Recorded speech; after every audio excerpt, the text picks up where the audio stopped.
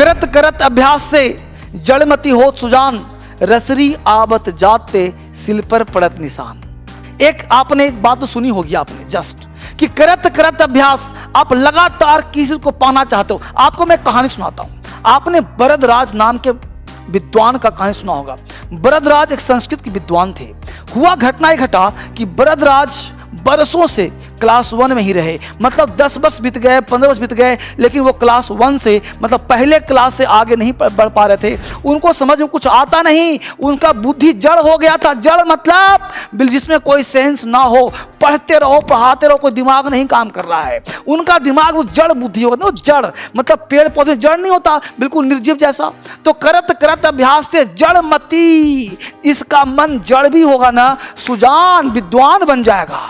रसरी आबत जाते सिल पे पड़त निशान। सिल मतलब पत्थर। आपके गांव में कुआं है, कुआं में जाओ और देखो रस्सी खींचते हैं ना, तो उसमें कुएं में गड्ढा हो जाता है, खड्डा पड़ जाता है वहां। क्यों भाई? क्योंकि एक ही जगह पे इस कोमल रस्सी के माध्यम से गड्ढा हो गया लगातार वो काम करने से।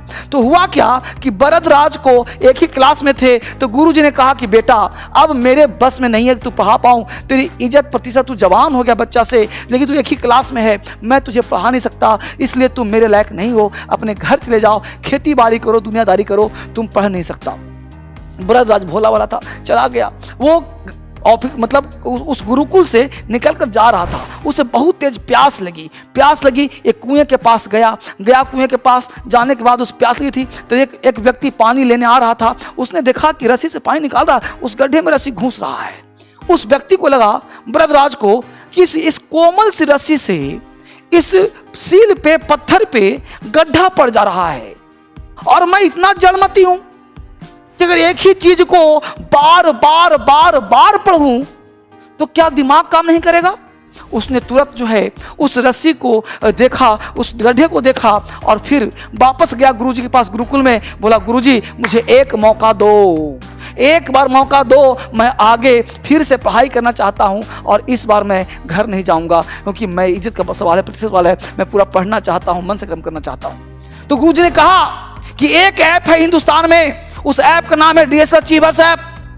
उस ऐप में ही तुम जाओ और डाउनलोड करो प्ले स्टोर से, और ऐप के माध्यम से बताया गया है कि आप कैसे कंसंट्रेशन बनाएं। उस ऐप में बनाया गया है कि कैसे मेडिटेशन करें। उस ऐप में बनाया गया है कैसे पढ़ाई करें, क्या पढ़ें, कब पढ़ें, कौन पढ़ेगा, हर चीज बताया गया है। टाइम टेबल बनाया गया है, किस समय क्या पढ़ना चाहिए। उस ऐप में सारे टेक्निक्स का इस्तेमाल किया गया है, सारे फॉर्मूला लगाए गए हैं। वो ऐप नहीं है, वो स्टडी प्लानर है, स्टडी का सारा सिस्टम दिया गया है। तो उस ऐप को डाउनलोड करो, तभी आप फिर जो क्या हुआ, बरदराज ने वही सिस्टम किया और वो दुनिया का सबसे बड़ा महान संस्कृत का विद्वान बने। यानी बरदराज नाम की बात सुना होगा आपने, वो महान विद्वान बने। कहने का सेंस है, ये तो थोड़ा सा हमने आपको एक्स्ट्रा बोल दिया, यहाँ कहने का सेंस है कि आपके लिए हमने डीएस अचीवर ऐप बनाया है। अगर आपको भी समझ में नहीं आता, आप भी नहीं सीख पाते, पढ़ पाते, कोई समस्या है, तो पूरे हिंदुस्तान में क्रांति फैलाने के लिए क्रांतिकारी ऐप के बाद DSL achievers app play store जाइए, हर चीज़ जितने भी सिस्टम दिए हैं उसको खोलिए।